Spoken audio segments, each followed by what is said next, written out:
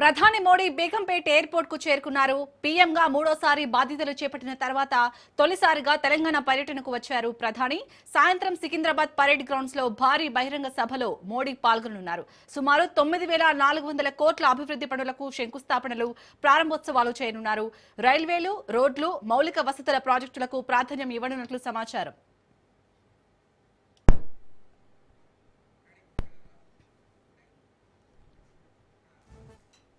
Right ఇక ఇటు ప్రధాని మోడీ అయితే బేగంపేట్ ఎయిర్పోర్ట్ కి చేరుకున్నట్టుగా తెలుస్తుంది. మరిన్ని అప్డేట్స్ ని మా ప్రతినిధి రాజు అందిస్తారు. రాజు, ఇప్పుడు ప్రధాని రాకైతే తెలంగాణ వ్యాప్తంగా మోదీ దేని గురించి ప్రసంగిస్తారని ఒక చర్చ అయితే నడుస్తుంది. సో ప్రధానిని బేగంపేట్ ఎయిర్పోర్ట్ లో ఎవరు రిసీవ్ చేసుకున్నారు, అక్కడ నుంచి షెడ్యూల్ ఏ విధంగా ఉండబోతుంది, డీటెయిల్స్ ఏంటి?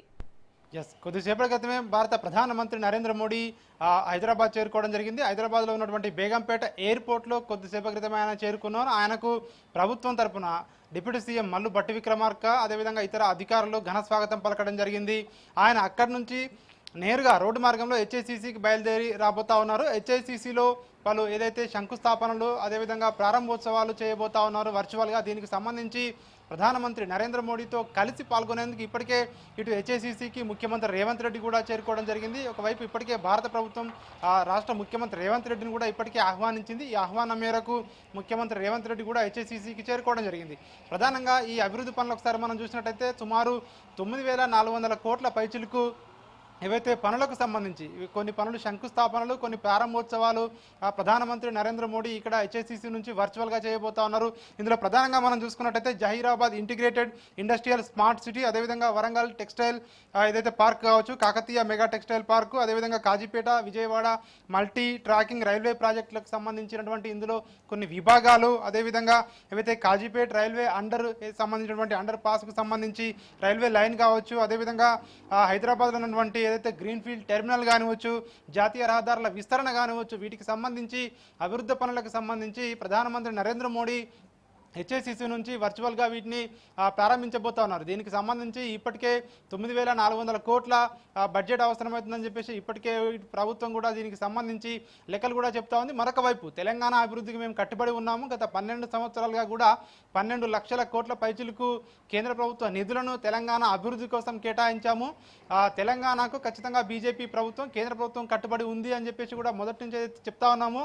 ఇదంతా కూడా అభివృద్ధిలో భాగంగానే ప్రధానమంత్రి నరేంద్ర మోడీ హైదరాబాద్కు వస్తున్నారని చెప్పేసి కూడా బీజేపీ నేతలు ఒకవైపు చెప్తా ఉన్నారు. అదేవిధంగా హెచ్ఐసిసిలో ఈ కార్యక్రమాలు అయిపోయిన తర్వాత అక్కడ నుంచి మళ్ళీ హైటెక్ సిటీకి వచ్చి హైటెక్ సిటీలో ఒక ఆసుపత్రి ప్రారంభోత్సవంలో ప్రధానమంత్రి నరేంద్ర మోడీ పాల్గొనబోతా ఉన్నారు. దాదాపు ఇక్కడ 20 నుంచి 25 నిమిషాల పాటు కూడా ఈ ఆసుపత్రి ప్రారంభోత్సవంలో ఇక్కడ మోడీ ఇక్కడ ఉండబోతా ఉన్నారు. ఇక్కడ నుంచి నేరుగా ప్రధానమంత్రి నరేంద్ర మోడీ ఇక్కడ నుంచి నేరుగా మళ్ళీ బేగంపేటకి వెళ్ళబోతా ఉన్నారు. బేగంపేటలో ఆయన దాదాపు ఒక 1 అవర్ సమయం రిజర్వ్డ్ ఉంది. ఈ రిజర్వ్డ్ ఉన్న సమయంలో ఇటు ఆంధ్రప్రదేశ్ సీఎం ఇటు చంద్రబాబు నాయుడు, అదేవిధంగా డిప్యూటీ సీఎం పవన్ కళ్యాణ్ పరామర్శించే అవకాశం కనిపిస్తోంది. పవన్ కళ్యాణ్కి ఇటీవల ముక్కుకు శస్త్రచికిత్స జరిగింది. దీనికి సంబంధించి ఆయనను పరామర్శించే అవకాశం కనిపిస్తోంది. ఇక ఏపీ సీఎం చంద్రబాబు నాయుడు ఇంటికి ప్రధానంగా వెళ్ళబోతా ఉన్నారు. ఇప్పటికే ఏపీ సీఎం కూడా దీన్ని ధృవీకరించడం జరిగింది. ఆయన కూడా ప్రధానమంత్రి నరేంద్ర మోడీకి స్వాగతం పలుకుతా ఉన్నాను, ఆయనకు స్వాగతం పలకడం ఇది నాకు అత్యంత ఆనందదాయకం అని చెప్పేసి కూడా చంద్రబాబు నాయుడు ట్వీట్ కూడా చేసిన పరిస్థితి మనం చూస్తూ ఉన్నాము. అదేవిధంగా ఇక్కడ నుంచి మళ్ళీ ఆయన నేరుగా పరేడ్ గ్రౌండ్కు సాయంత్రం 5:30 గంటలకు వెళ్ళబోతా ఉన్నారు. ఈ పరేడ్ గ్రౌండ్కు సంబంధించి ఇప్పటికే పూర్తి ఏర్పాట్లు కూడా చేయడం జరిగింది. దాదాపు 2,000 పైచిలకు పోలీసు బందోబస్తు ఇప్పటికే ఒకవైపు రాష్ట్ర పోలీసులు, ఆక్టోపస్, అదేవిధంగా ఎన్ఎస్జీ కమాండోస్ వీళ్ళందరూ కూడా భద్రతా వలయంలో ప్రస్తుతం పరేడ్ గ్రౌండ్ స్టేడియం ఉంది అని చెప్పొచ్చు మనం. ఎందుకంటే మూడవసారి ప్రధానమంత్రిగా నరేంద్ర మోడీ ఏదైతే ప్రధానమంత్రిగా ప్రమాణ స్వీకారం చేసిన తర్వాత తొలిసారి తెలంగాణకు వస్తూ ఉన్నారు కాబట్టి ఈ యొక్క సభను బీజేపీ ప్రతిష్టాత్మకంగా తీసుకుంది. ముఖ్యంగా ఇటీవల జరిగినటువంటి 5 రాష్ట్రాల ఎన్నికల్లో 3 రాష్ట్రాల్లో బీజేపీ ఘన విజయం సాధించిన తర్వాత తొలిసారి ప్రధానమంత్రి నరేంద్ర మోడీ రాష్ట్రానికి వస్తూ ఉన్నారు కాబట్టి ఈ సభను బీజేపీ ప్రతిష్టాత్మకంగా తీసుకుంది. 2 లక్షల పైచిలకు జనాలు తగ్గకుండా కూడా దీనికి ఏర్పాట్లు చేయడం జరిగింది.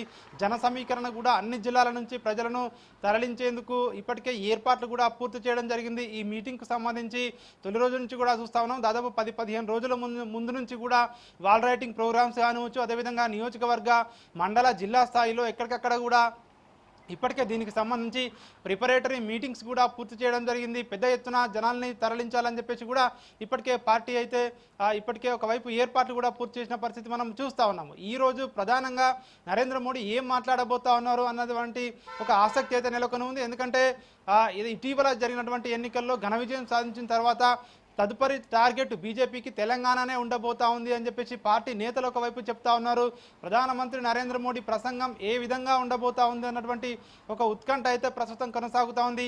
తెలంగాణను చేజిక్కించుకోవాలంటే ఖచ్చితంగా ఇక నుంచి కూడా ఏదైతే ప్రజల్లోనే ఉండాలి బీజేపీ నేతలు అన్నటువంటి ఆలోచనకు వచ్చినట్టుగా కూడా తెలుస్తూ ఉంది. ఈరోజు కొంతమంది అంటే బీజేపీ ముఖ్య నాయకులతో కూడా ప్రధానమంత్రి రిజర్వ్ టైం ఏదైతే ఉందో ఆ రిజర్వ్ టైంలో వారికి హితబోధ చేసే అవకాశం కూడా కనిపిస్తూ ఉంది.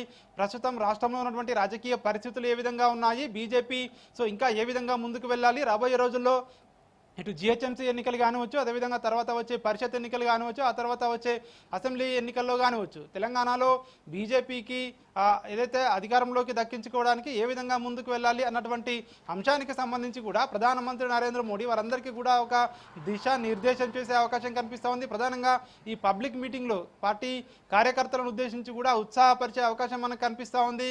రాబోయే రోజుల్లో డబుల్ ఇంజన్ సర్కార్ తెలంగాణలో ఏర్పడబోతుందని అని చెప్పేసి ఒక హామీని, ఒక ధీమాను వ్యక్తం చేసే అవకాశం కనిపిస్తూ ఉంది.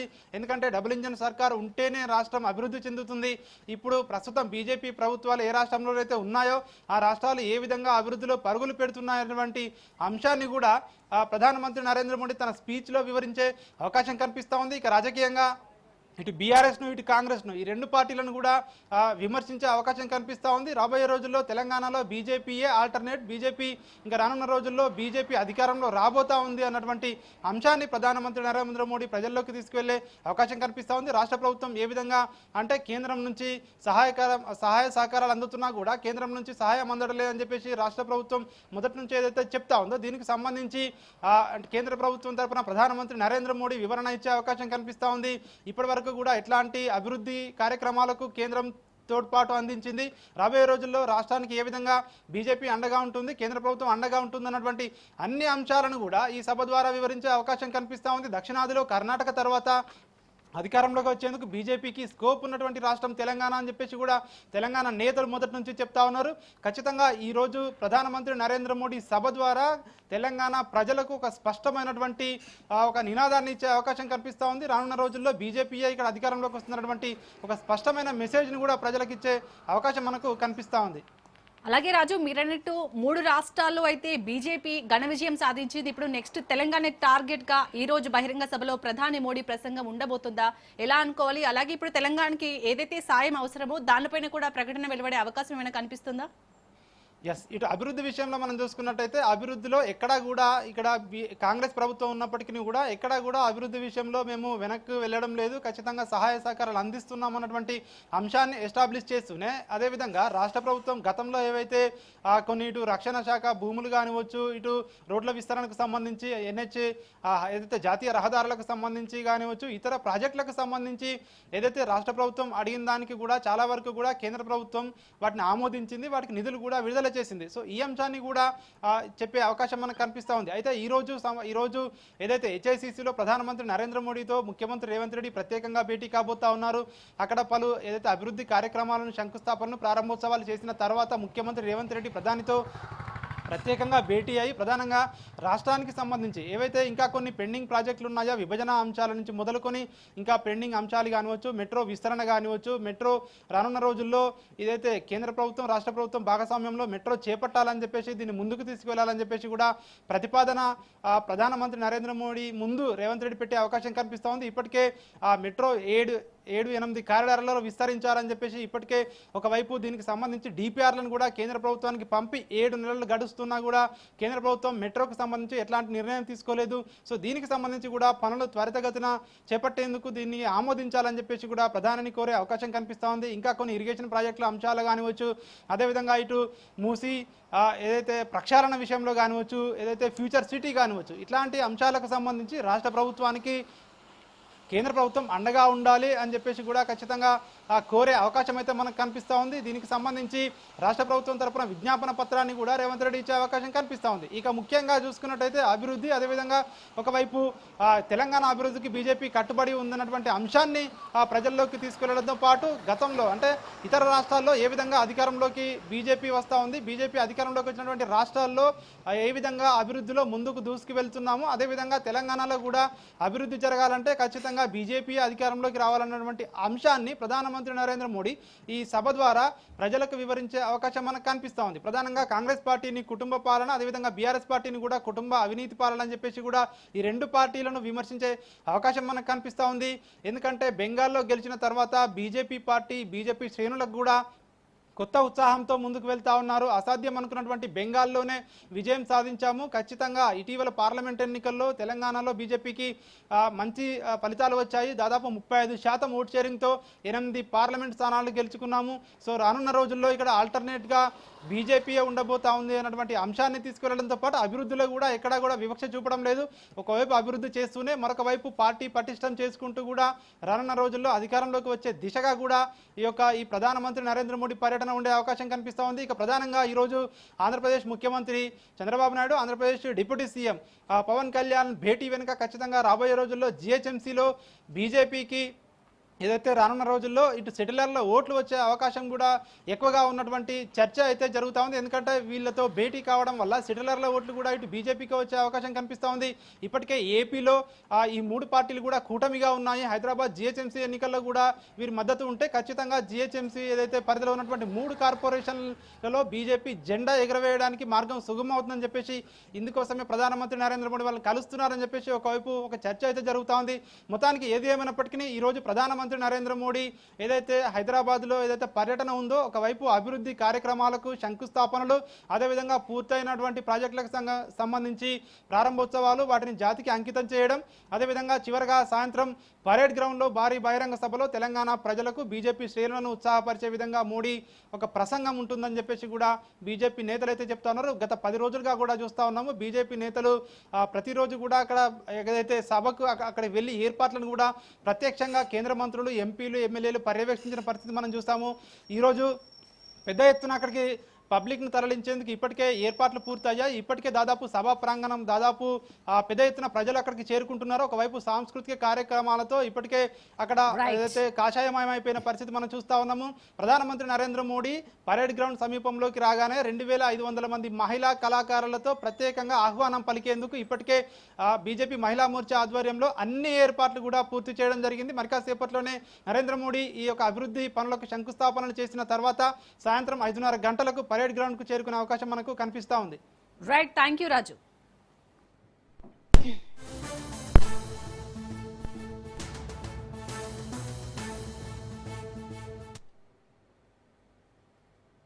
బులెటిన్ లో షార్ట్ బ్రేక్ తీసుకుందాం. Stay with us.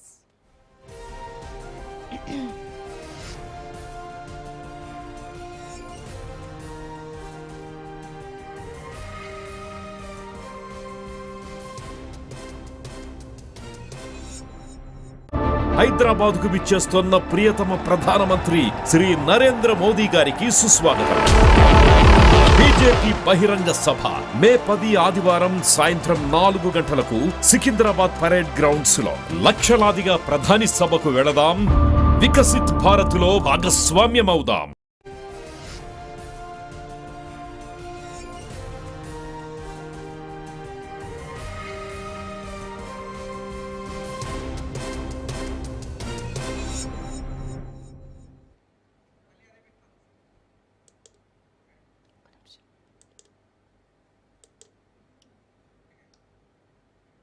ప్రధాని మోడీ బేగంపేట్ ఎయిర్పోర్ట్ కి చేరుకున్నారు. పీఎంగా 3వ బాధ్యతలు చేపట్టిన తర్వాత తొలిసారిగా తెలంగాణ పర్యటనకు వచ్చారు ప్రధాని. సాయంత్రం సికింద్రాబాద్ పరేడ్ గ్రౌండ్స్ లో భారీ బహిరంగ సభలో మోడీ పాల్గొనున్నారు. సుమారు 9400 కోట్ల అభివృద్ధి పనులకు శంకుస్థాపనలు, ప్రారంభోత్సవాలు చేయనున్నారు. రైల్వేలు, రోడ్లు, మౌలిక వసతుల ప్రాజెక్టులకు ప్రాధాన్యం ఇవ్వనున్నట్లు సమాచారం.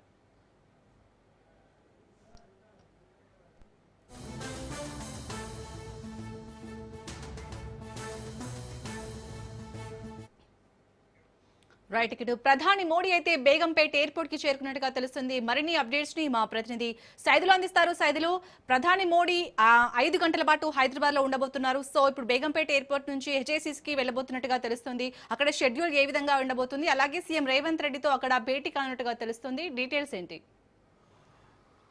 బేగంపేట ఎయిర్పోర్ట్ నుంచి హెచ్ఐసిసికి ప్రధాని నరేంద్ర మోడీ బయలుదేరారు. ప్రస్తుతం మాదాపూర్ సిగ్నల్ దాటారు. కాన్వాయ్ కూడా హైటెక్ సిటీ వరకు చేరుకుంది. హైటెక్ సిటీ అంటే మనకి ఒక 2-3 నిమిషాల వ్యవధిలోనే ప్రధాని నరేంద్ర మోడీ హెచ్ఐసిసికి చేరుకుంటారు. ఇప్పటికే అక్కడికి చేరుకున్నారు. గవర్నర్తో పాటుగా ముఖ్యమంత్రి రేవంత్ రెడ్డి, మంత్రులందరూ కూడా అక్కడికి చేరుకున్నారు. ఇక కేంద్ర మంత్రులు కిషన్ రెడ్డి, అదేవిధంగా బండి సంజయ్ వీరు కూడా అక్కడికి చేరుకున్నారు. హెచ్ఐసిసిలో పలు అభివృద్ధి పనులకు ప్రధాని నరేంద్ర మోడీ శంకుస్థాపన చేస్తారు. దాదాపుగా 9,000 కోట్లకు పైగా పనులకు ఆయన శంకుస్థాపన చేయనున్నారు. ఆయన 3వసారి ప్రధానిగా బాధ్యతలు తీసుకున్న తర్వాత తొలిసారి తెలంగాణకు వస్తున్నారు. దాదాపు 5-6 గంటల పాటు హైదరాబాద్లోనే ప్రధాని నరేంద్ర మోడీ ఉండనున్నారు. అయితే పలు అభివృద్ధి పనులకు హెచ్ఐసిసిలో శంకుస్థాపన ప్రధాని నరేంద్ర మోడీ చేసిన తర్వాత ఆయన